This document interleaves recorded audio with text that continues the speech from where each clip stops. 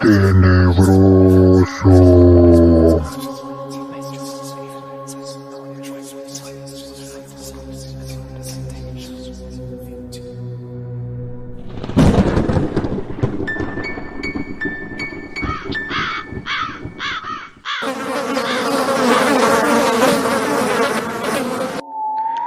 Ese domingo teníamos planeado salir con mi familia a comer a algún lugar. En esos preparativos estábamos cuando sonó el timbre de la casa. Entonces salí a ver de quién se trataba. Al abrir la puerta, un mensajero me entregó un sobre y me pidió que firmara la entrega. Después que lo hice, se retiró. Pude ver que lo que me entregaron era un sobre, el cual abrí, y al leer la hoja que tenía en su interior, pude notar que se trataba de una notificación en la cual me informaban en que me presentara en la dirección de una oficina de un notario público, ya que explicaba que se me informarían los pormenores sobre una herencia en la cual yo era el beneficiario. Mi esposa me preguntó que quién era, a lo cual le mostré la notificación, y una vez que le dio un vistazo a aquel papel, pegó un grito de felicidad y de inmediato se lo comunicó a mis hijos, explicándoles de qué se trataba. Aún no entendía bien quién sería la persona que me habría heredado. La curiosidad no me dejó dormir bien ese día. Una vez que llegó la fecha en que me debía presentar en aquella oficina, esperé hasta que me hicieron pasar al interior de la misma.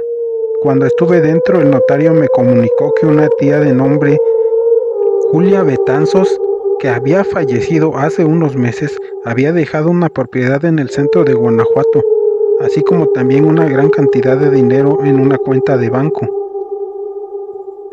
Me alegré mucho, porque mi situación económica en ese momento ya rayaba en lo precario. Después de todos los trámites y el papeleo para la entrega de los bienes y las cuentas, decidí el fin de semana dirigirme con mi familia a visitar aquella casa. Cuando llegamos a Guanajuato y busqué la dirección, tuvimos a la vista aquella vieja casona. Con la llave que me habían entregado, ingresamos por la pesada puerta de madera y al recorrer el interior me pude dar cuenta que la casa se estaba cayendo a pedazos de lo vieja que estaba. Los acabados, que en su tiempo lucieron de lo más hermoso, lucían despedazados. El repello de las paredes de adobe ya se habían desprendido y se lograba apreciar el adobe enmohecido por el agua de las lluvias. A pesar de que la casa estaba en buen lugar y la ubicación era perfecta, no podíamos habitarla, ya que corría el riesgo de colapsar. Platicando con mi esposa, pensábamos en venderla, pero también nos surgió la idea de derribarla y construir cuartos para rentar como negocio y cuartos para renta de vivienda. Haciendo cuentas, podíamos retirar el dinero de la cuenta de banco y construir. Eso hablábamos cuando de pronto un estruendo nos hizo voltear a ver a donde se encontraban mis hijos, que habían ingresado a una de las habitaciones de la casona. Corrimos hacia el lugar. Mis hijos yacían tirados al lado de unos escombros y gritaban de una forma por demás alarmante, yo diría espeluznante.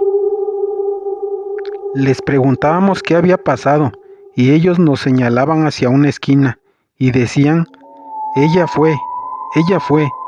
En el lugar no había nadie, solo el polvo se levantaba de los escombros caídos del techo y gracias a Dios a mis hijos no les había pasado nada. Solo se habían llevado un gran susto. Los levantamos y nos salimos del lugar. Cuando estábamos en el auto y les preguntamos qué es lo que había pasado, ellos ya calmados nos dijeron. Cuando entramos al cuarto, veíamos un cuadro que se encuentra en la pared. Es de una mujer con ropas extrañas. Eso hablábamos cuando una mujer, la cual pudimos reconocer como la misma del cuadro, salió de una pared y flotaba sobre el piso. Vimos que no tenía pies, caminaba o flotaba en dirección hacia nosotros. Entonces gritamos y de pronto el techo se derrumbó. Lo que me decían era muy extraño, pero les di por su lado pensando que tal vez sus nervios los hizo ver algo que no era.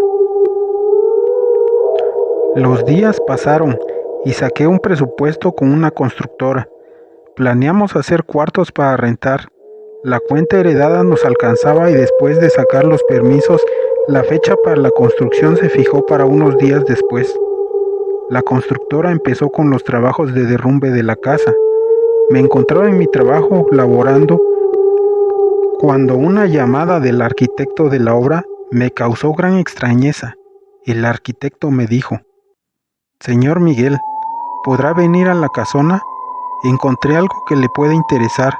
Es algo muy extraño. Venga para que usted determine qué podamos hacer con esa cosa». Una vez que arribé al lugar, el arquitecto me abordó y me llevó hasta una excavación donde estaban realizando los cimientos de la casa. Ahí me mostró un ataúd. Esto me causó mucho asombro, y más que no era un ataúd normal. Lo más raro es que estaba cubierto de un material gris, como si fuera de plomo. Le iba a preguntar al arquitecto de qué se trataba. Él me dijo: «Es un ataúd cubierto con plomo. Usted dígame qué hacemos con él». Yo le iba a dar parte a las autoridades, pero primero le avisé a usted. Le contesté: «Arqui, ¿será que ahí se encuentra un tesoro?». Él me respondió: «Todo puede ser, tanto que sea un tesoro o algún cuerpo de un difunto». La curiosidad y la ambición ya me ganaban. Le pedí a uno de los albañiles una barreta y estaba por golpear aquel ataúd. El mismo albañil que me dio la barreta me dijo en forma sarcástica: «Yo le ayudo si me comparte el tesoro». Yo le contesté: «Está bien, ábrelo y yo te lo compartiré». Aquel hombre empezó a golpear aquel ataúd. Le dio con tal fuerza que en pocos minutos aquel recubrimiento se despedazó y dejó al descubierto la madera. Otros barretazos y la madera cedió. Un fuerte olor se esparció por todo el ambiente. El arqui, el albañil y yo teníamos la mirada sobre aquella cosa. Solo escuchaba los cuchicheos de los demás albañiles que a lo lejos pude escuchar. Hablaban y algunos rezaban.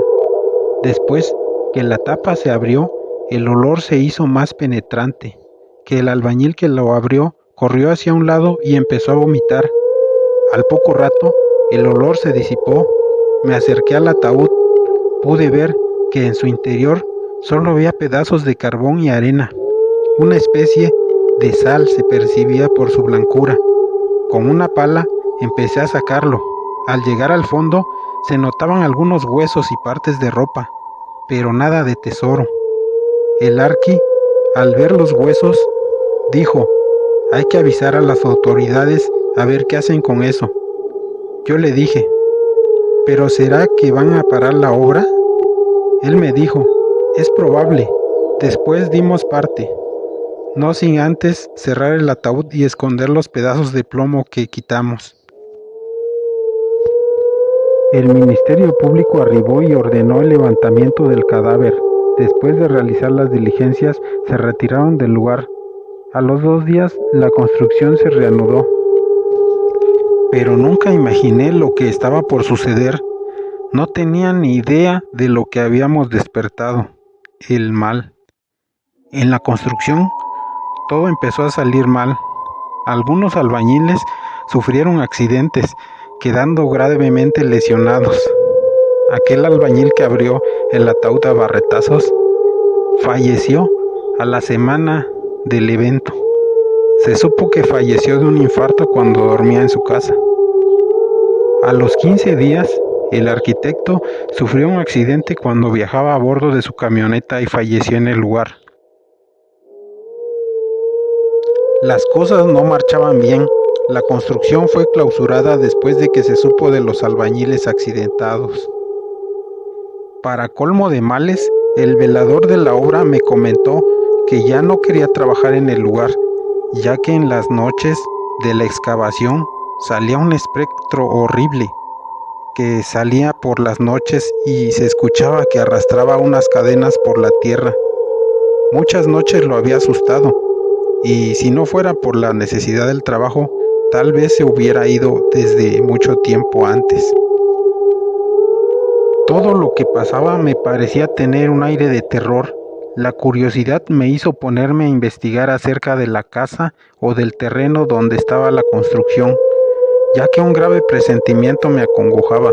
Y cómo no, si de los que estuvimos presentes el día que abrimos el ataúd, ya todos habían muerto, solo faltaba yo. Así que me puse a buscar en el internet y en el registro público de la propiedad, en la cual encontré que aquel lugar donde fue construida la casa, en tiempos pasados, el lugar había sido un convento de monjas, y debido a que dicho lugar fue incendiado en épocas revolucionarias, el lugar quedó reducido a cenizas, derrumbado. Al pasar del tiempo y al encontrarse ahora en un lugar céntrico, fue vendido por el gobierno, pasando de mano en mano y en diferentes dueños. Me imagino que así lo obtuvo la tía Julia. Por otra parte, al buscar en el ordenador acerca de un ataúd cubierto de plomo, mi sorpresa fue ascendiendo, ya que pude apreciar que solo había algunas causas que produjeran tal costumbre en la antigüedad. La primera causa es que la persona enterrada en un ataúd con las características anteriores habría sido una persona fallecida por una enfermedad desconocida, que tal vez se apreciara con tintes de peste o enfermedad mortal de tipo pandemia, como lo había sido la peste negra o bubónica, y la finalidad del plomo es que protegiera el ataúd para que el mal quedara encerrado en él. La segunda causa es que la persona enterrada en el ataúd fuera un ente malvado, maligno, para esas épocas, en que la ignorancia reinaba. Tal vez aquella persona habría sido un vampiro o alguien embrujado, sirviente de Satanás. En este caso, el ataúd era sellado con plomo y en el interior el cuerpo era curado con algún tipo de conjuro espiritual, siendo llenado de sal, carbón y cal. El sacerdote daba el toque final regando agua bendita sobre la caja mortuoria, siendo enterrado en lugar santo, para que el mal que yacía dentro no pudiera salir o provocar el mal. Actualmente el terreno luce abandonado. Las excavaciones para la cimentación quedaron a medias. La ilusión por construir la casa se ha desvanecido de nuestro objetivo. Se cuenta que un ente se materializa por las noches, vaga alrededor de la construcción. Nadie quiso el trabajo de velador, ya que los que lo intentaron cubrir la primera noche que pasaron en el lugar, a las horas abandonaron el trabajo y jamás se les volvió a ver. Al abrir el ataúd, el mal que estaba contenido en él salió de su encierro para provocar atrocidades.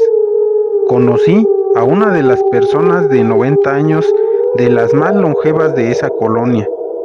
Él me platicó que su abuela le había comentado que en los terrenos donde construí se encontró en algún tiempo un convento de monjas, de la cual se comentaban muchas cosas, entre las cuales decían que se practicaban ritos satánicos por las religiosas, quienes se habían descarriado del camino del bien y participaban en orgías con campesinos que ingresaban a aquel lugar. La indisciplina venía de la mismísima Madre Superiora, mujer joven que por provenir de una clase adinerada y gracias a sus influencias obtuvo el cargo. Al ser joven e inmadura, el cargo lo tomó sin mucha seriedad, que a su vez provocó un sinfín de peripecias. Se cuenta que el fin de aquella monja fue terrible, ya que también decían que había sido poseída por un demonio. A pesar que un clérigo intentó exorcitarla, aquella mujer no logró derrotar al demonio y terminó desquiciada. Un día la encontraron colgando de una soga en el árbol del patio. Por instrucciones del exorcista, su cuerpo fue curado, sepultado en el mismo patio, donde noches antes perdiera la vida. Su ataúd fue protegido por una gruesa capa de plomo, con la finalidad que el maligno no escapara de su encierro. Este relato lo hago con los últimos minutos, horas, días o meses que me falten por vivir. Sé que el mal viene por mí.